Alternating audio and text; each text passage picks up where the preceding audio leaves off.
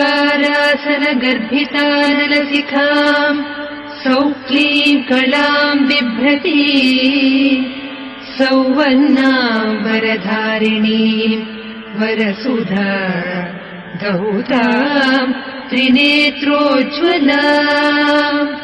वन्दे पुस्तकपाशमङ्कुशधराम् स्रग्भूषितामुज्ज्वलाम् त्वाम् गौरीम् त्रिपुराम् परात्परकलाम् श्रीचक्रसञ्चारिणी।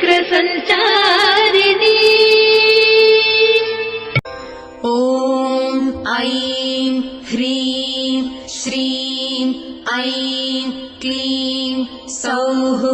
ॐ नमस्त्रिपुरसुन्दरी हृदयदेवी शिरोदेवी।